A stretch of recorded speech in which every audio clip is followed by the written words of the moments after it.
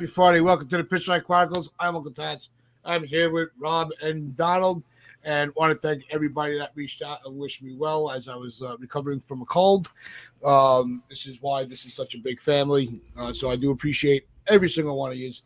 But there has been a lot going on in the news cycle, and we are still trying on the pursuit of Tucker. I still think Bellinger is very much also in play. I think they can get both of these guys in a trade.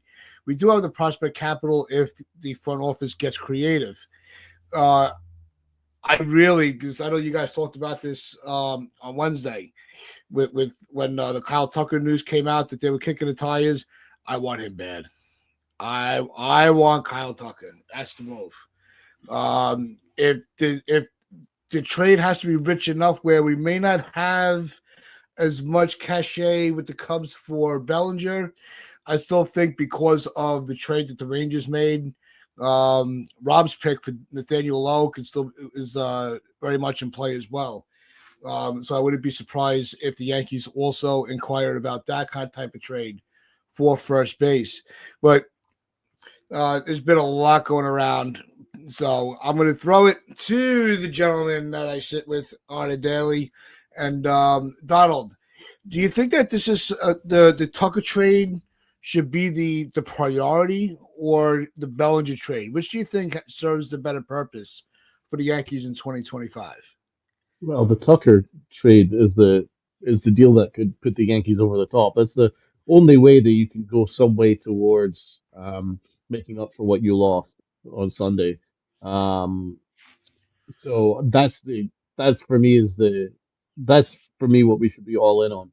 Absolutely should be working those phones with the Astros night and day to try and come to an arrangement. Now, from what I'm reading, there's been quite a few different sources. Okay, so what we're reading is the Astros are holding hard and fast on Luis Field being the centerpiece of the deal. At the moment, Brian Cashman has not made him available, and I agree with that. Another thing I understand is that I don't believe Tucker would discuss an extension upon a deal being made. So again, that would be a Soto 2.0 situation. Although I think this one would work a hell of a lot better because he's not represented by Scott Boras, so that would certainly help us in terms of extending him. But the Yankees have to be canny there. I would make Clark Schmidt available as a centerpiece of the deal. And another thing that I read from Randy Miller is that at the moment, the Yankees have not made Peraza available, nor have they made Everson Pereira available. And it's unknown who exactly what prospects he'd be willing to add to a potential deal. But at the moment, the Astros are not happy with what the Yankees are offering. So at the moment, according to some Astro executives, this is from the article I read on NJ.com from Randy Miller, is that the Yankees are offering crap right now. So that's it. So they're not very impressed. So again, the Yankees are going to have to up their offers significantly if you want to get a shot at Tucker.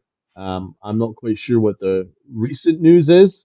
I'm hoping that they're working these phones and trying to up the offer a little bit. Uh, I would make Clark Schmidt the centerpiece of the deal, and whoever else they need. If they need Ben Rice, because I know they need a major league corner infielder.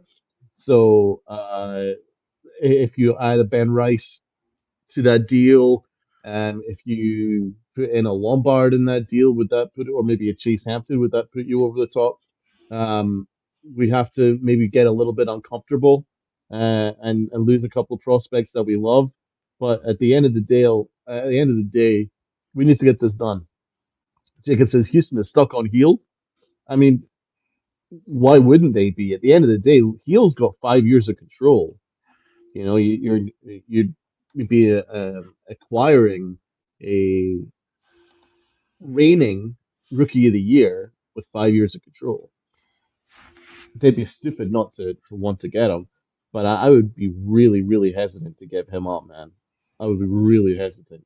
I would have to have assurances that extend before giving up Luis Heel because we don't really develop top end starting pitching, and he is that.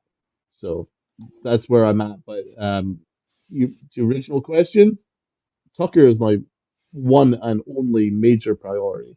Bellinger, I'd be very happy with, but it needs to be Tucker. Rob, what's your take? I can't really say Kyle Tucker's the guy to get if you want to really make the team better. That's the guy to do it. Um, Defense is great. His offense is great. His base running is great. He's a great player. I just don't know if the Yankees are willing to do the same thing as they were last year and potentially get left hanging at the altar, so to speak, in free agency. And if they do it, I don't know if they want. I don't know if they want to trade Luis Heel. I would trade Luis Heel. It's not. I don't want to trade him. I just think that if you're gonna have, if you got to get a guy like Tucker, you're gonna have to give up something that's gonna hurt. And I really don't know if the Yankees want to do that. And I don't blame anybody for not wanting to trade Luis Heel because he's good. Like the potential is there. We saw it, Rookie of the Year. The guy can strike out 10 batters per game whenever he wants, and if he gets that control to a respectable number, he's going to be absolutely insane down the stretch of his career. So that's a kind of pitcher you want to hold on to. The thing is, right now he's like kind of your number 4 starter. It reminds me a lot of what happened with King last year when he was projected to be the number 3, number 4 guy, and they had to give that up for Soto. Do you do that again? I don't know. I think at the same, you'd have to try to get an extension done. It's a different agent, so maybe you can make it work, or you'd have to give up more players instead of Heel. So you got to give them quantity over quality. Clark Schmidt's still a good pitcher. You'd get like 2-3 years of Clark Schmidt. That's fine for Houston, but he's not the level of talent that Heel is. That's probably why they're pushing to get Luis Heel. And then that Chicago offer, which I'm still confused why Chicago was offering that, but they want to clear money and clear spots for younger talent. Suzuki and Paredes is a better return for Houston, in my opinion, because those two guys help them win. Where I know Heel helps them win, but they need bats more than anything.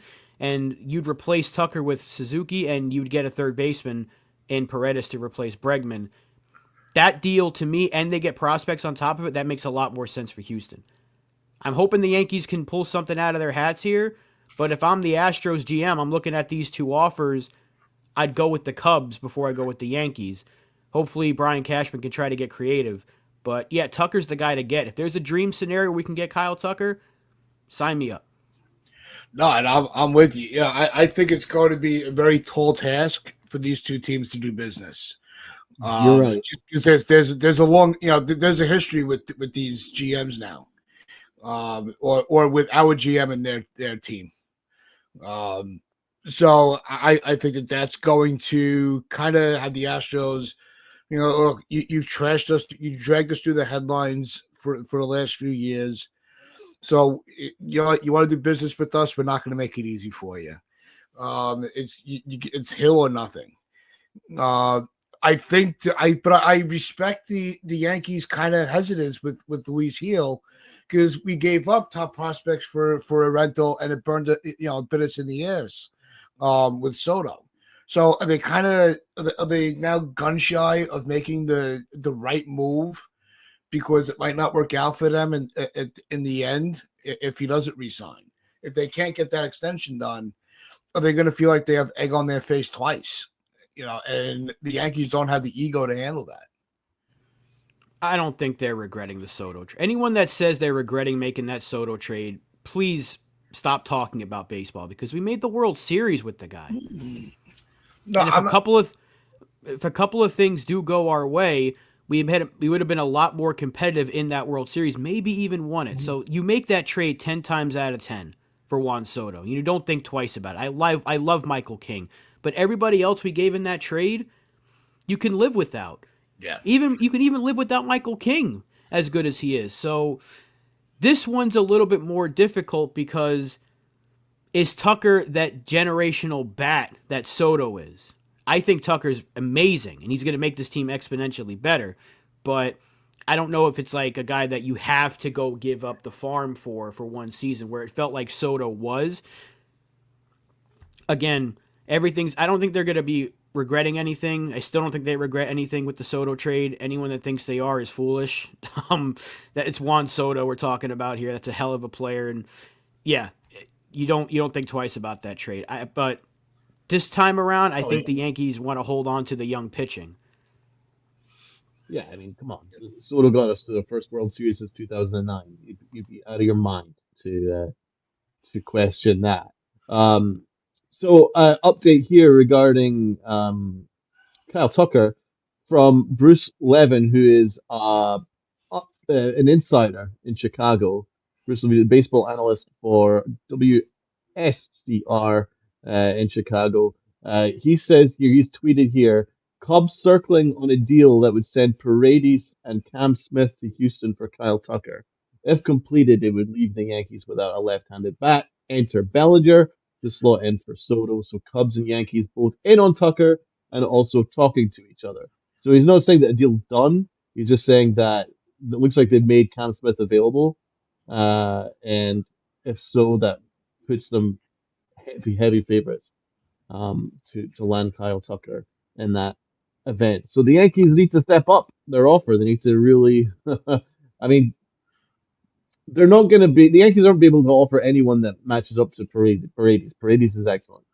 Um, and Cam Smith is a big name too. You all remember during the trade deadline, I was screaming for the Yankees to get Paredes. Yeah. That's what that was the move to make. I was happy with Chisholm. I like Chisholm, but Paredes was the guy that I wanted till the deadline was over. And he was moved, and I was pissed off. But Mm-hmm. no, it's the Yankees have to be a little creative, but they have to be aggressive. Me personally, I don't think that I make that. I said I make the Soto trade 10 times out of 10. We made it to the World Series, you know, despite the outcome. We hadn't been there since 2009. So, it was a huge step forward for this organization to get back to a World Series.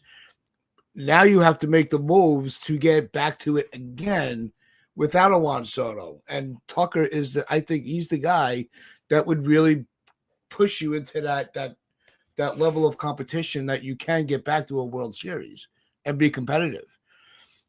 And Tucker, not to discount any of Soto's talents, but Tucker does give you a few more tools that Soto didn't. Speed, base running, defense. Those are tangibles that come into play long term throughout a season, where you're not just waiting for a bat to get hot. There are other tangibles that make that add to his value, aside from his batting average, his run support, RBIs. That there's also the other metrics as well that increases the value on Tucker, and which is why the Astros have every right to kind of up the price for some of these teams, because he's a tremendous talent. I think it was Rob that said on the last show, he's very underrated. He doesn't get the credit that of what he contributes to a ball club.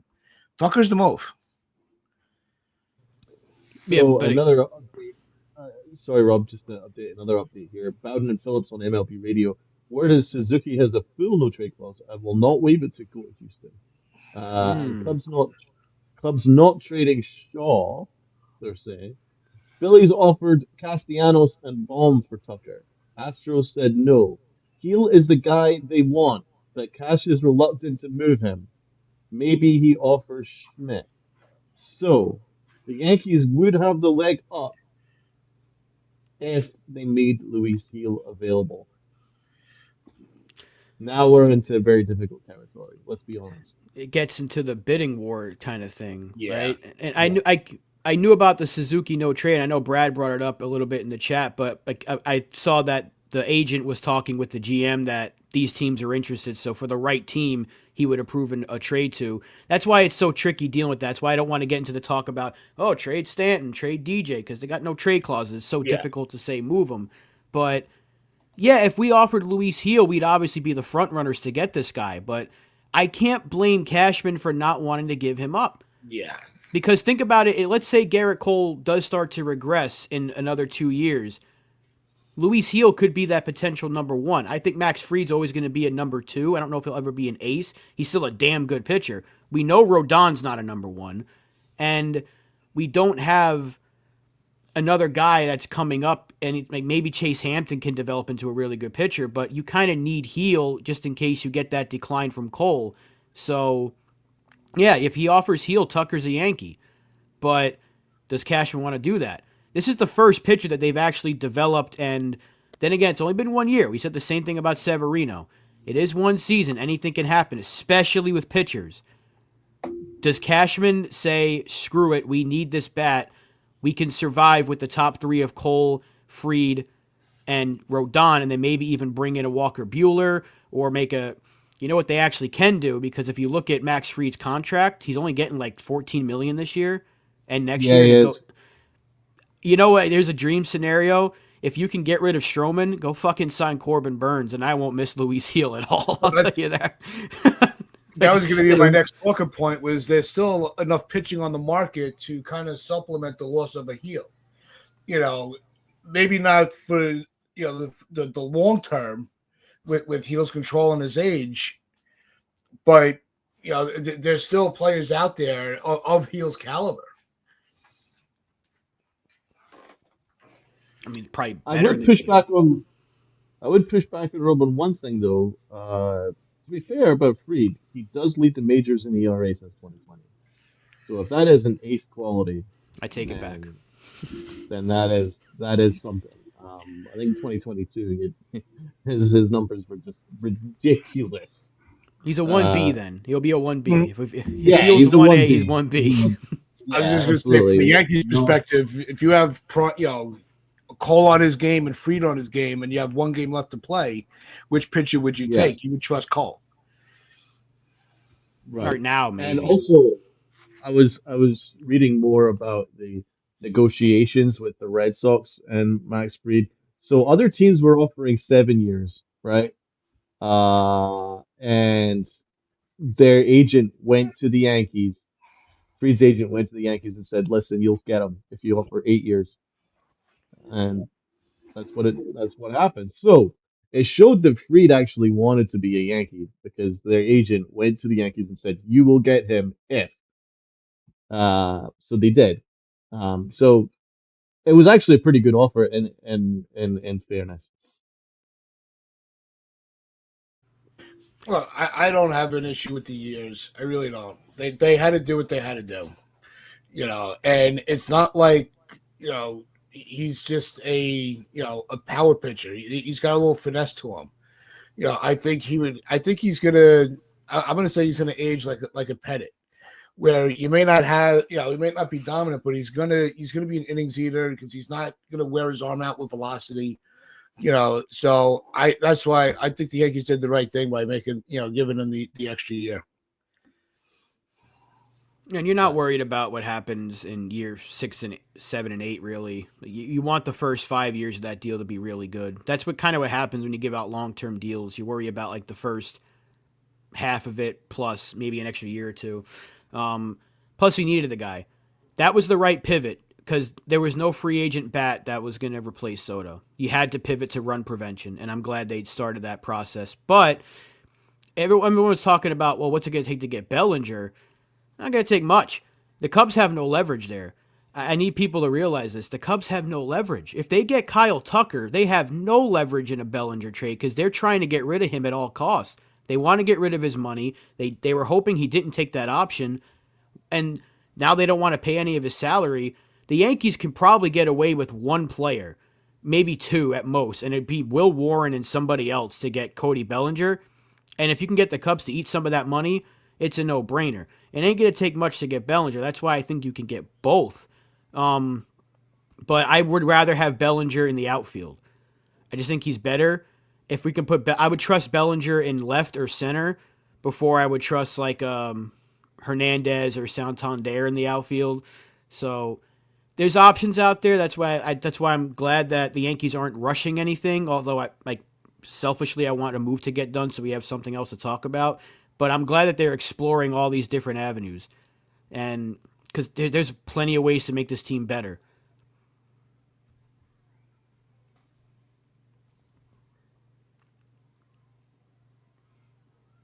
I'm trying to think of like a good trade offer for Tucker that doesn't involve Heel. And I just can't think of one unless you give him like Schmidt. I don't even know if Rice and Pereira are enticing enough for a It trade might package. take like a Schmidt, Rice, and they might have to throw like they might have to throw Spencer Jones in there. Yeah, it's good. You've heard me say this for years, guys. Sometimes the best trades to make gonna hurt. The farm always takes a hit. And it seems like the Tucker trade is going to be one of those trades that we're gonna be hesitant. We're not going to be able to judge the trade until everything is done. How is his year in the Bronx? Does he re-sign with us? Does he leave in free agency? That's where the trade gets fully evaluated. Because if Tucker comes in as a phenomenal year, we get back to the World Series, we're competitive in the World Series, and he re-signs in the offseason, in a fair contract, we're going to say we won the trade.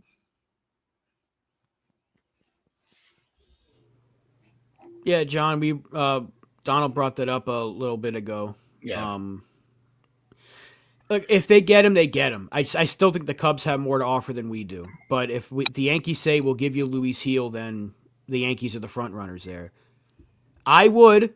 I don't think Cashman would. That's how I feel about it. Exactly, Sean. They feel low-balled without Luis Heel. And they should, because Luis Heel's talent is better than Schmidt. I like Clark Schmidt, but Clark Schmidt's probably like a number 3 at best, where Heel has the potential to be a top of the rotation guy, like a 1 or 2. Yeah, that Heel definitely projects as a 2 with the right coaching. That I commented on the chat the other day with the Astros pitching coaching staff. Whichever one they get, Heel or Schmidt. I mean, one of those pitchers is going to thrive over that, and they're actually going to enhance their craft.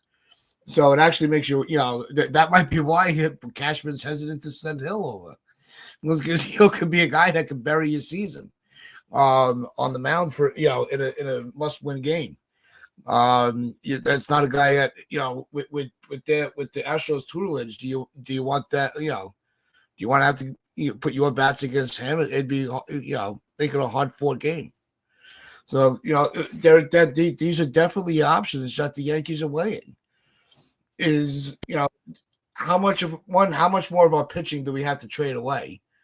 To improve this team. Where are there players on the free agent market that can fill the same role? Maybe they just bite the bullet and they go for a Bellinger and they sign Walker. It's not the best course of action, but it's still it's a solid course of action.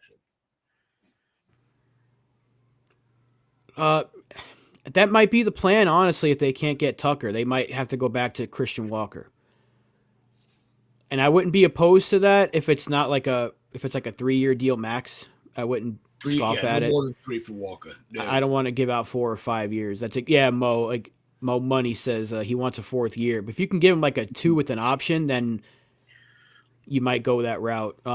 Randy Miranda says, Dodgers fan here, but at the end of the day, I'm a baseball fan. Enjoy your channel and enjoy listening to you guys. Thank you, Randy. And thank you to everybody here, because we're 25 minutes in. We got 172 people in the chat between YouTube and Twitter. So big thank you to everybody that's here with us. I wish I could name every single person that's in here, but we'd be sitting here for another 30 minutes. But make sure you hit that sub button, hit that thumbs up button, get that algorithm going. And if you want to member up and join the family that we got growing here at the Pinstripe Chronicles, hit that join button. It'd be lovely to have you. And just join this family because it's growing. We're closing in on 1,000. We're going day by day, gaining subscribers. It's been a lot of fun talking baseball with a lot of new faces. So a big welcome to everybody that's new. And, of course, a big hello to everyone that's been with us like Dev, who's been with us forever. This channel is great, and you guys are great. We thank you, Dev. So it is so lovely to see everybody here on this Friday morning talking some baseball. Yeah, Santana's been a guy that we've also brought up. I guess it's fair to bring him back to the table because of all the talks with Vlad going into free agency. Um, there's so many moving parts to Vlad where I'm not putting. I find it hard to put my eggs all in one basket with that guy. Um, as much as he's enjoyed being the villain of the Yankees. He's also, kind of changed his tune as he gets closer to a payday. He want, now he likes us because he sees our pocket. So, but I know the Mets are also, there were rumors that they're talking about him in a trade, and that he's going to be the first baseman that they're going to want going forward. So I don't know if the Mets are still out on Alonso. There's a lot of moving parts with first base that I'm more worried about who's available right now than who could be available next year. Donald, you still with us? Absolutely. So to answer FJ, if you can't get Tucker, why not get Bellinger and sign Bregman? Is that so awful? I think that some Yankee members of the front office are worried about Bregman's swing at Yankee Stadium. His swing towards left field uh, is more beneficial in Houston than it is at Yankee Stadium. So there's some people that are concerned about that. Plus, he's getting a little older. But he's going to give you like 93 percentile in defense at third base. I wouldn't hate that. Plus, he has a winning pedigree. I wouldn't hate that either. I'm not completely against Bregman. In fact, I'm probably more Bregman than I am Christian Walker because I really don't want to take on 3 years or 4 years of Walker's 4 year deal. I would hate that, especially because he's like 33. Oh God, no, no, no, no, no! It gives me a DJ LeMahieu, Anthony Rizzo vibes, and I'm totally out on that. So I, I would not totally hate Bregman. There's a lot more people that are against it, and I understand probably because of that swing issue. But he gave you 26 home runs, 72 RBIs last year. That's not bad. I mean, I wouldn't throw that out of bed for eating toast at third base. It's pretty good work. You can then comfortably move Jazz over to second base. That's not bad work. I'd say at the moment, I think he's a backup option. Um, I think I'd prioritize other areas because I think the Yankees really want to give Durbin an infield role. Yeah. I think they really want to see Jazz at third with his arm, and they want to give Durbin a shot at second base. So I think the Yankees will prioritize first base and then really beef up the outfield. Yeah, I'm kind of on the fence on Bregman, to be honest with you. Yeah, he might have, he might give you a serviceable year, but what's going to happen after that? It's I, I'm I don't know about Bregman. I really don't. I'm still on the fence about it. Be honest, is it because he was an Astro, or is it because you think he's the No, calling player? I'm that I'm done with that because if he's gonna come here and he's gonna produce, I'm gonna cheer him, and there's nothing I can do about it. I don't work for the front office. It's there's only one Astro right now that it would pain me to see in a Yankee uniform, and he's extended over there long term. He ain't coming over here. Bregman, yeah, it's. I don't want to fill the gaps this year with multi-year contracts for players that are aging. I want to Yes, try to get a little younger, but you know, a lot of the free agents are already in their 30s, and yes. they don't want to go back into free agency at 34, 35, where they're just going to be pushed out of the game. So Say it louder for the people at the back. I'd rather look. Jazz is doing a lot of work at third base. It's put Durbin at second. Worry about first base. Figure it out there. Maybe you get to trade. Instead of trading for Tucker, you trade for Nathaniel Lowe. It might be a little easier of a trade. You trade for Bellinger. Let the Cubs, and the Astros figure out how they want to do their business, and you put, because one thing that I heard from Susan, an interview with Susan Wallman, is that Dominguez has been, since the end of the season, has only been working on his defense in left field. And the first thing he said at the end of the season, he goes, if I want a career on the major leagues, I have to figure this position out. So he's putting a lot of work in to improve on his defense. He goes, I was so afraid of making a mistake because I had never played that position before. He goes, that I was very apprehensive off the bat. So he recognized, at least, I want to say he's recognizing what he needs to address, and he's putting the work in. So maybe not give up on him in left field so quickly. But if you get Bellinger, you kind of kill two birds with one stone there. There you go. So I heard the same interview, and again, it speaks to me with the way that the Yankees treated Dominguez. I know there were some people that were pushing back on me with that I didn't think the Yankees handled Dominguez right, and Dominguez just basically answered that question right there. He treated it as an audition, and he was afraid to make a mistake. Wow, that's what you cannot do with rookies.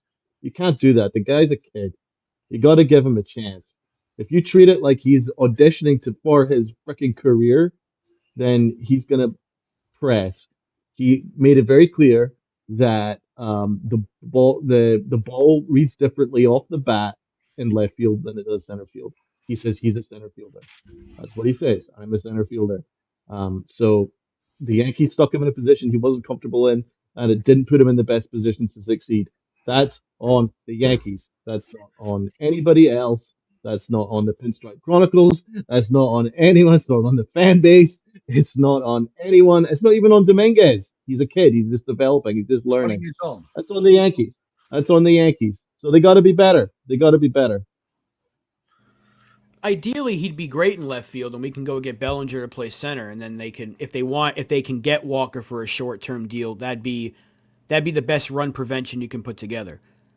Or you can get Tucker, right? Kyle Tucker in left field would be a dream with Bellinger in center, but then where does Dominguez play? You can put Bellinger at first. I just think Bellinger's better in center field, but if they go Tucker and Bellinger, that'd be a dream scenario. I just don't think they get both.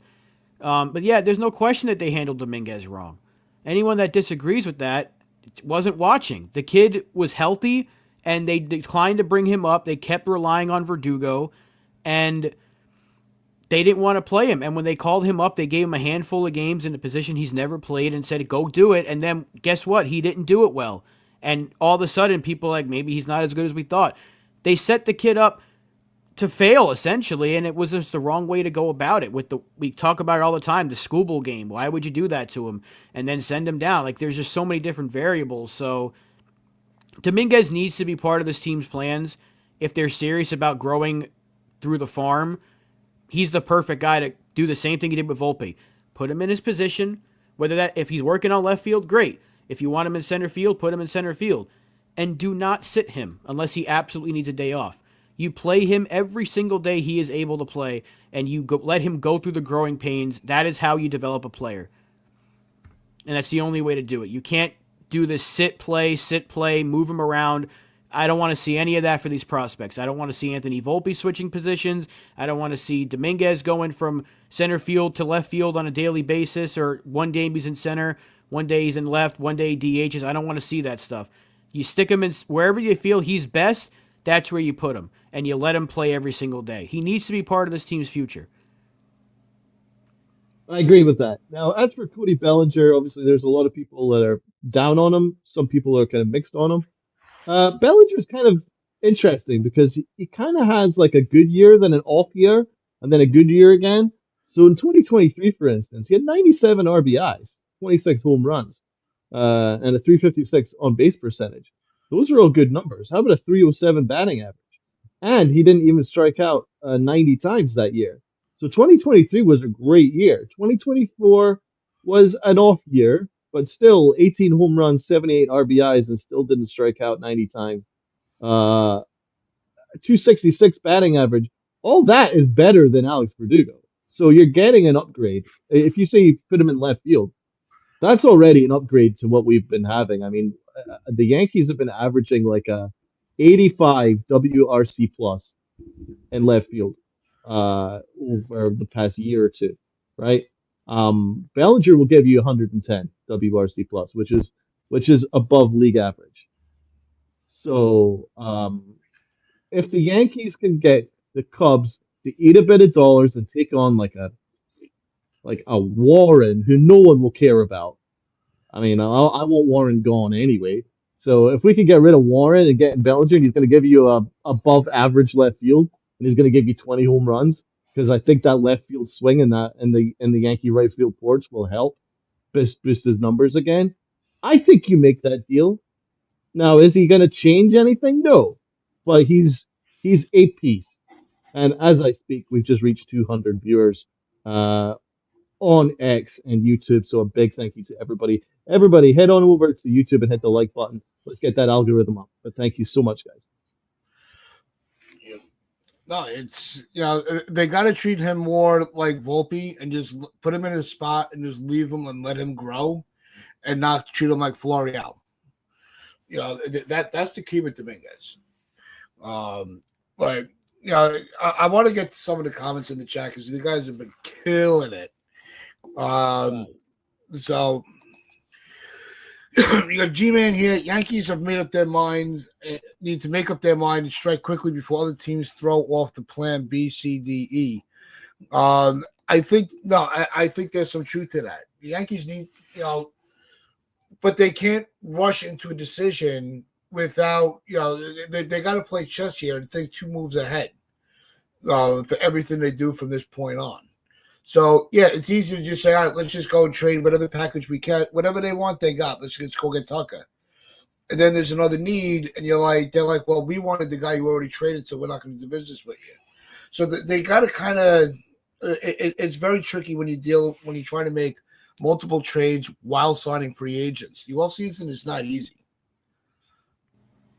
And yeah, it helps that the free agent class isn't great this year to where you need to go get, like, they got one of the best free agents already in Max Fried. So if they don't get any more free agents, although I still want them to get a bullpen arm, I'm not going to forget about that. Tanner Scott's still out there. I'm just saying, you can go get him. But the rest of their moves can be done via the trade market. If they got Bellinger and Nathaniel Lowe, that's a damn good offseason. Fried, a relief pitcher, Lowe, and Bellinger, that improves your team because that helps in the run prevention way. If that's the way they're going to start to go and it's run prevention, those moves help. You added pitching, you added to the back end of your bullpen. Jonathan Loaizaga back, by the way. I really hope he stays healthy because he's got filthy stuff. And you get a good defensive first baseman and defensive outfielder. Plus, they have good bats. It's not like they're bad bats, Bellinger and Lowe. Guess what? You've improved in all the areas you needed to improve in. And you're kind of ready to go. You're ready to roll into spring training, and your payroll is significantly lower than what it would have been. However, with the contract for Fried being what it is, it gives you the impression that they want to do more, that they want to add more. And they still have Nestor and Stroman. One of those two have to go to clear some money because they have 7 starting pitchers right now. You got to get rid of at least one of them. So they have ways of creating even more money. That's why I feel like they might go and get Christian Walker if his asking price from the years comes down. That's why they might still be in play for a Tanner Scott or even a Corbin Burns if they have to trade Luis Heel. They have all these opportunities open to them. So, I mean, it's a wait-and-see game because if Tucker's the guy, he hasn't been traded yet, so we have to wait. He might be the first domino to fall. If he goes to the Cubs, then we probably get Bellinger. If we get Tucker, there's probably no need for Bellinger, and they can go out and get Carlos Santana for a year. So there's so many options out there, and that's why I think the Yankees are right for playing it patiently and waiting to see what comes to them. They have to be aggressive, but at the same time not, like Cashman said, go all out and spend stupidly. But they're doing this the right way. Without Soto, you have to go with a run prevention, and that's what I was saying the day that he signed with the Mets. We had that 2.5-hour stream. I said, you got to change your approach now. You're not going to be able to replace that offense. Go run prevention and go with different ways of scoring. That seems to be what they're doing because Bellinger and Tucker are both better base runners. Also better defenders than Juan Soto. Christian Walker isn't a great base runner, but he'd be a better defender. So they're trying to go with the more defensive approach, preventing runs, heavy pitching, heavy defense, and the offense will be able to score. We still have Aaron Judge on this team. We still have Giancarlo Stanton. Bellinger is a great bat for this lineup, and obviously Kyle Tucker would be phenomenal. So there's options out there. I know we all want to move to get done, but we have to be a little bit patient. I'm sure Cashman is working these phones like crazy. And Ken Claus added again with another 5 gifted memberships. He just keeps on coming through here as the holiday season gets closer and closer to the day of Christmas. Thank you again to Ken Claus, and I'm going to read out those names. Who just got a membership to the Pinstripe Chronicles? Well, I'll tell you. Big Blue, Andrew Dang, Vietnamese-American born in Arizona, David Cohen, Slim Lewis, and My Nibbler. My Nibbler got one. So congratulations to everybody in the chat that just got a gifted membership from Ken Claus. Thank you once again to the guy, Ken. He is awesome. He is awesome. Thank you, Ken Claus. I like this. I like this from Crater 2020. A motivated Bellinger playing for his father's former team in Yankee Stadium is an interesting proposition. The Savant page compared to, say, Verdugo isn't much of an upgrade. His option is scary. That's why I brought up his previous year in 2023. So it looks like Bellinger kind of trends to have like an on year, off year, on year. So last year could be considered an off year. Maybe he'll have an on year this year. Yankees are probably betting on that. And actually, I saw Bellinger at the old Yankee Stadium. I remember sitting in the upper decks and I watched Bellinger play for the Yankees, stealing bases. And I thought he was always a really good fundamental baseball player. I always liked Cody's dad. So there you go. There's a bit of history, guys. No, I think look. I don't think there's a player that we've mentioned that would, if the Yankees made a trade for that for said player, it would hurt the team. The names that they're looking into are are upgrades. It's not like they're bringing these these names up and you're like, why? That doesn't make any sense. No, every move is very significant to the success in 2025, which is why, like we said, it takes a lot of patience to see how these trades are going to develop and how these deals are going to develop. Because there's also, it's not like the Yankees are the only teams that are looking at these players. Like we've been talking about with, welcome to my world, Donald. You got the Cubs and the Yankees going after the same player, both with significant, capital to make the trade. It just depends on which team wants to make the desirable player available. It looks like the Cubs are willing to do that while the Yankees are a little hesitant. In a half hour, Hal could be like, he could pull the same thing like last year. Look, if they want Heel and we want Tucker, just make the deal. There's, like Bob said, we have 7 starting pitchers right now. Mm-hmm. Are they all on Heel's level? No. I mean, there's a drop off with Cortez and Stroman, but we still have a rotation to work with. So,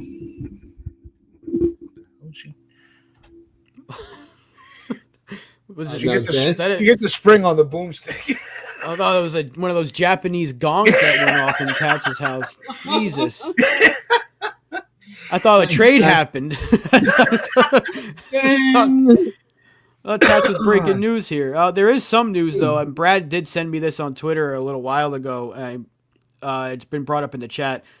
Dominican shortstop Steven Roman, 17 years old, signing today with the Yankees with that international free agency money. So it's not going to prevent their run at Sasaki, apparently. So it just adds another young shortstop to the system. They continue to add shortstops in the international market, which makes some guys available for trade potentially.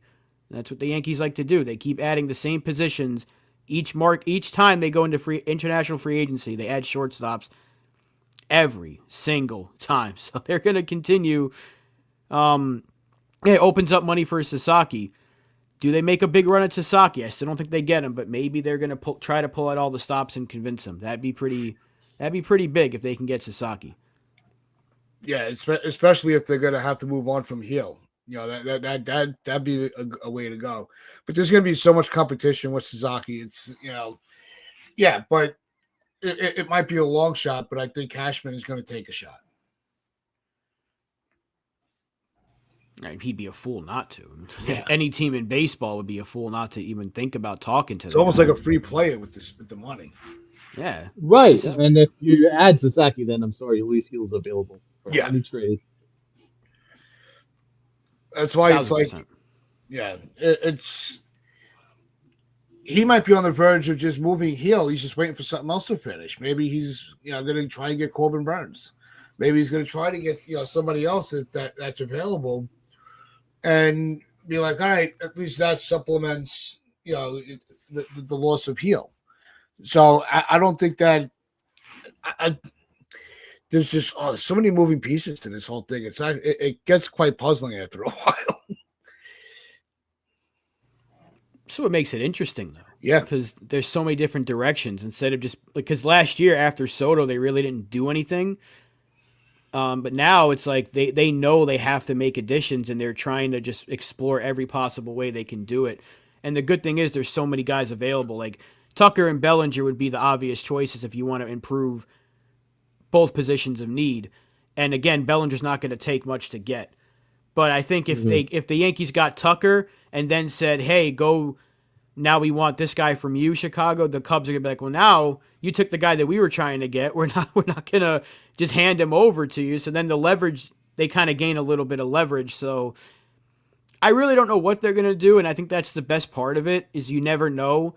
And anything can happen at any moment right now where I think we're all just still refreshing Twitter just to see if something breaks. But I have a feeling that in the next couple of days or so, we're going to get some news because I think the Yankees want to get something done. They have to attack still multiple positions, and that's the outfield, whatever it's center or left, first base, and they still got to attack the bullpen because that bullpen's still very incomplete. Even with Loizaga coming back, it's still very incomplete. So they have multiple areas of need. It's still plenty of time to do it, but sometimes you see teams like to get some deals done before Christmas. Then there's a little bit of a quiet period because you have Christmas and the New Year, and then things start to pick up. So maybe in the next 12 days or so, they try to get the ball rolling and make a couple of moves happen. Yeah, and then Josh James already brought up the trade that I said at the start. Don't know if you guys can hear me properly, but that's what I said. The Cubs and Astros are discussing a trade that was in Tucker and Paredes. So Tucker to Cubs for Paredes and Castro per Bruce Blair. Yeah, I think if anything's going to be done, it's going to be done by the 20th. And then I think you're not going to hear anything. I think that's when everybody's going to pretty much start heading home for the holiday. And we'll hear about something after the New Year. So I think from December 20th till I'm going to say January 3rd or 4th, I think it's going to be very, very slow news. That's why I wanted more to happen at the winter meetings. Yeah. Because you get that. There's a dead period basically from the World Series till the winter meetings, and then you get the dead period between Christmas and New Year. So there's too much dead time in the MLB offseason. Yep. And G-Man, that's what I'm not worried about losing out on Adames, but the thing is Bellinger, the Cubs have no leverage with Bellinger. Just nobody wants him. Yeah. So it's like, why would we take on that full? I know we have the money to do it, but why would we? Especially if they want to get rid of him that badly. If he was that good, they would want to keep him, right? So yeah. I still think Bellinger's an upgrade because we don't have a left fielder right now, or a first baseman, or a center fielder, technically. We don't know what they want to do with Dominguez. So Bellinger makes us better. However, the Yankees cannot just be like, all right, we'll pay that money, because then you're running into the same problem you did 2 years ago when you opened up the window for the Twins to go get Correa. You take Bellinger's full contract, you open up the ability for the Cubs to go get Tucker. And I don't think the Yankees can afford to do that same thing again. No. Bellinger's better than, what the hell is his name? Donaldson, but you don't want to take on that full money just because you can, because it doesn't make sense. The Cubs have no leverage there. No, the Cubs are definitely, if not all of it, they're going to eat some of that money. I think that goes without saying. No, and in the chat, Arenado took the Yankees are not on his list for teams to be traded to. So we could put that shit to bed. It's not happening. And TC I, normally I'm not that TC normally, I'm a little bit concerned about Cashman, but I actually have a different take this year. I think he's going to be very aggressive. TC says Cashman got the ball and get no beat watch, but I don't think that's the case because we already got Max Fried, who leads the majors in ERA since 2020, so that's hardly a small deal. And I mean, for me, he's the best pitcher on the market. So you got the best pitcher in the market, and he's aggressively going for every single big time free agent. He's in the market for all of them. So as he said, there's no surrender, and he's going to be aggressive. Um, and also let's not forget that like in his team, you've got guys like Minaya. He's got a lot of experienced front office execs beside him. So I think that they have a plan. I mean, he was very. If the Yankees didn't have a plan, do you think that they wouldn't have been so vocal all the way through the winter meetings? You saw him on the MLB network. You saw him on everywhere. NBS network. He was everywhere because there's a couple of things that are in play here.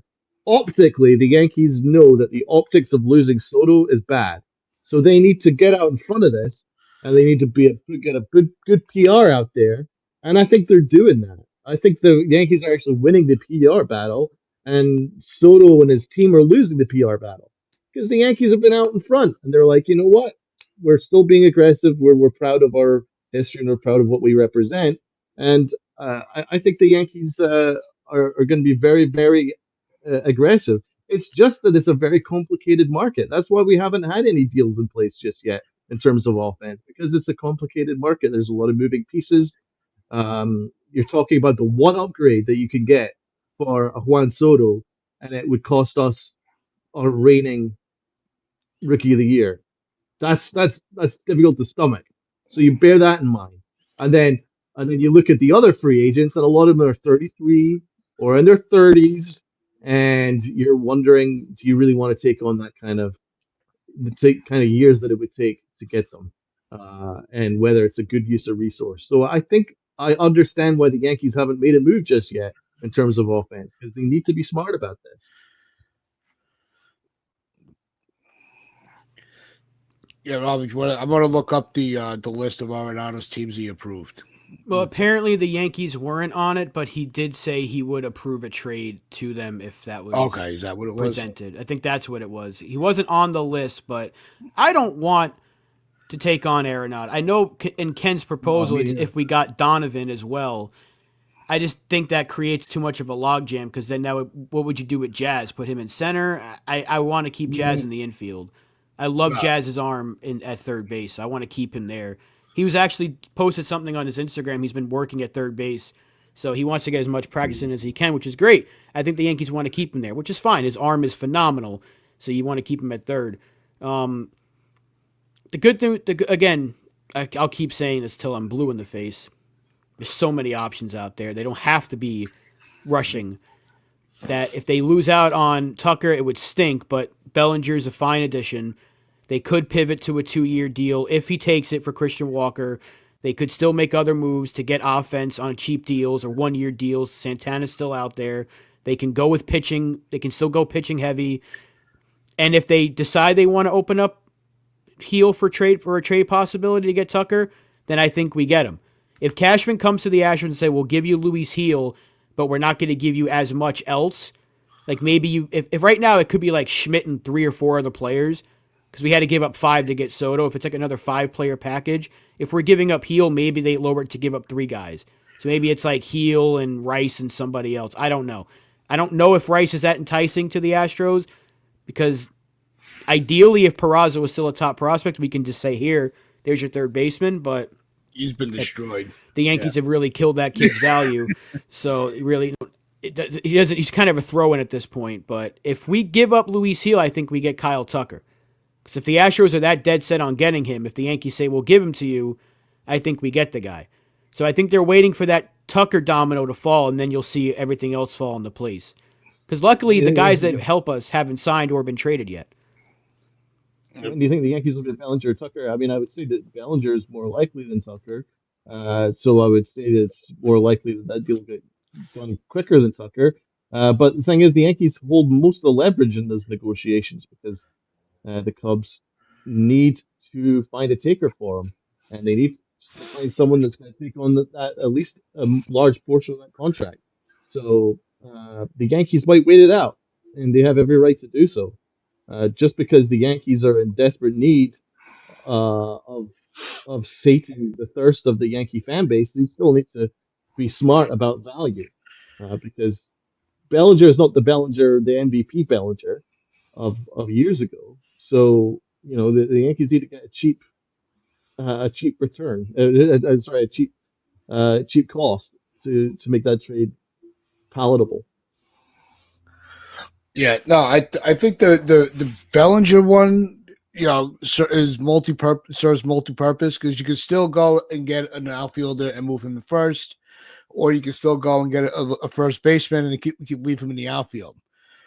So I think Bellinger serves better purpose for the Yankees. But as far as the trade for Tucker, I think that is a more impactful trade as far as one, the production, Well, obviously, yeah. the age, and just it's New York, so you want to kind of be able to throw your weight around a little bit and show that you still have a little cachet, and you still got a little bit of credit in the media.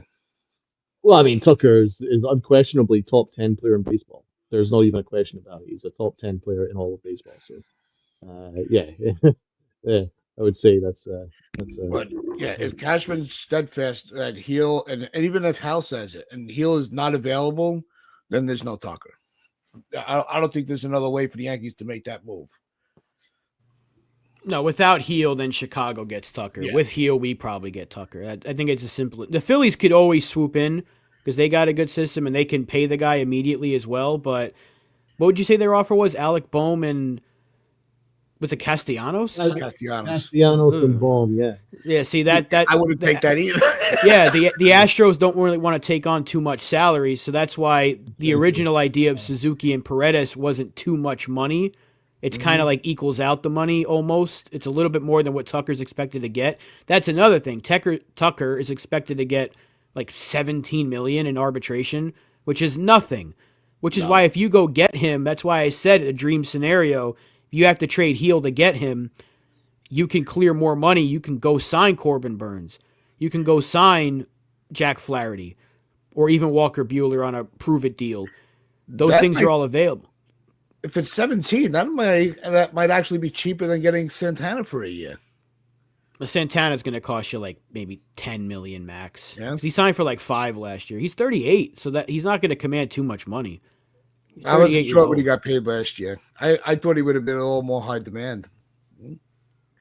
Miguel's talking facts here. It's time to acknowledge the window of both Judge and Yeah. and if you have to sacrifice the minors for the most part, this is the window. Absolutely, could not agree more, and that's what I've been absolutely begging Brian Cashman to do. Now, if you make a Max Fried signing, I'm sorry, that means that the Yankees are all in. You can't then just dip your toes in. You now need to go all in. They didn't really go all in last year. Not when you had Juan Soto. They didn't really go all in. Talked about it before. They let the Dodgers get all the people we wanted, Kopech and Edman and Jack Flaherty, all the guys that we needed. We let the Dodgers have, and guess what? The Dodgers won the World Series, and the Yankees lost Soto. So it was a double whammy. That's why you always take the window. If you get a Juan Soto for a year to partner Aaron Judge, you have to go all in, even if it means that you lose some prospects, because that losing the World Series probably meant losing Juan Soto. So I'm sorry, you had to get that done. Yeah, the trade deadline was a disaster. That's why we're in the off season that we're in. Well, that's why I said the other day that I would give up Luis Heel, even without an extension. It's a tough pill to swallow, but you have to capitalize on this window. Because again, how many more productive years like last year can you get at a Judge? I still think you can get very good production from Judge for another at least three. He's going to be at top level, but he will decline after that because he's 30. He's going to be 33 in April.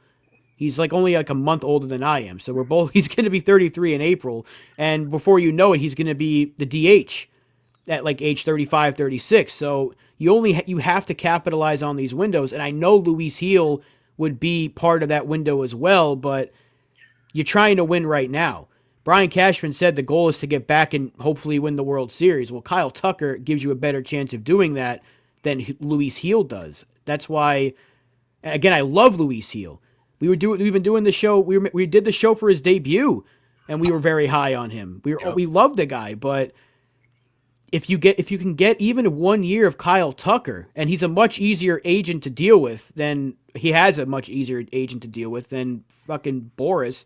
So you can extend him maybe. If you come, yeah, if you come to him for like with like a $500 million offer, it'd be hard for him to say no. But you never know. But that's another conversation. If you can get Kyle Tucker, you got to go get Kyle Tucker. Yeah, let's get him here first, and then we'll worry about what happens afterwards. You know, because it might be another one where he insists on going to free agency, and then it's the same. Which is why I that's why I think there's the hesitation to add Heel into the trade. But I'm sorry, if that's the only thing holding it back, almost like with Michael King, you take the hit and you just you hope for a productive year. Because you definitely you need some productivity on you need the offense. You need defense. I think Tucker just has more tools to contribute to the team. I wouldn't hate Pete Alonso. I'm warming to him more just to get one up on the Mets. That would be pretty funny. Yeah, I don't know. I huge bat, that's for sure. Yeah, just that his defense stinks, so you kind of need the defense at first. But if he's hitting 40 home runs the other way to Yankee Stadium, I don't think we're going to give a shit. Until he drops a couple balls in the postseason. But do you think the Mets fans care about that? The way that guy was swinging the bat in October? No, but we'd be screaming. But the Yankee fans, forget it. We can't let go of the players that were not even with us anymore. Listen, yesterday was all the proof that I don't even. There's a lot of Yankee fans' opinions I don't even want to listen to anymore. The way they were reacting to that Soto press conference, there was that one clown that works for WFAN saying that Soto didn't care after the World Series because he knew he was getting paid. Did you not see him sitting on the bench with a stewing, angry look on his face? He didn't care. He just lost the World Series, and that team got embarrassed. Like, they embarrassed themselves. It wasn't that the Dodgers embarrassed them. They embarrassed themselves, and he's sitting there mad. He didn't care. Did WFAN pay to be stupid? Honest question. I mean, there was Met fans on WFAN they're disgusting right now, and then there's Yankee fans that are equally being disgusting on the other side. So like, there's not really much even. My question to you guys: should we open the can of worms and talk about this press conference because it was slightly inflammatory at times, or do we leave it another day? I'm done giving it the attention. All right, because I think there's a lot to talk about, but maybe we can leave it for another day. Yeah, he's a Met. He's a Met now. Yeah, it's just it feels like you're continuing to talk about your ex. Yeah, exactly. It's like if I'm sitting across the street and I look across and there's my ex with another person, I'm just like, never have it as good as you had it with me, and it just feels like you're being jealous, and that's what I was seeing a lot of Yankee fans doing yesterday. He didn't never wanted to be here. He wasn't friends. He said Aaron Judge is the best player he's played with. He's still going to talk to him. Judge said he wanted to give him his space because this is a huge decision. There's no need to talk about this anymore. Like, let the players be the players. The fans, like you said, Donald, both sides of it, they're just acting really foolish. Yeah. Mets fans are caring more about the Yankees fans' opinions and the fact that their team just got Juan Soto, which is why I always say Mets fans care more about the Yankees being bad than they care about the Mets being good. And Yankee fans are coming off like jealous exes, and it's quite annoying. Well, there was a lot of things like the way that things like the suite and all this stuff, and the way the Yankees are being portrayed as not being a family organization, which is stuff that was worth talking about, but not tonight. We can just focus on something. The only look, you're gonna push me down this rabbit hole, and it's gonna aggravate me. Look, if it was all over a suite and a phone call from a judge, his decision was already made up. That's the bottom line. Because the Yankees came with a correct offer, and he went somewhere else for more money. It's not like they were $200 million dollars apart. It was close. So there's no anger towards the Yankees. They did what they had to do. That's what I'm trying to say, AOG. I'm trying to say, let it go, move on. That's what I've been saying I was saying that the night he signed. We got to move on. That's what I'm trying to say. That's why I'm mad about the way the fans are reacting to this. Like the big belly stuff. He was wearing like 3 layers. Of course he looked big. Like 3 days ago, he was in a jacuzzi. The dude's jacked as hell. We're going to talk about he's fat now? Like, come on. Like, what are we doing here? That's why I'm saying that everyone's coming off looking like jealous little assholes. Just move on. He's a Met now. What's that? We came on here after the signing. We hung out with you guys for 2.5 hours. We vented, we ranted, we did what we had to do, and then that was it. It's over with. So it is. I really can't. But what I can't do is leave without saying thank you to everybody that did hang out with us in the chat today. Appreciate every single one of you. Everybody watching on YouTube, on Twitter, on Facebook, and everybody listening on SportsWire Radio. Appreciate everybody that supports us. So with that being said, make sure you hit that subscribe button, hit that like button, share this out with your friends, your family, the strangers on the corner. This is the Pinstripe Chronicles, where fans become family. So with those pinstripes of pride and play hard.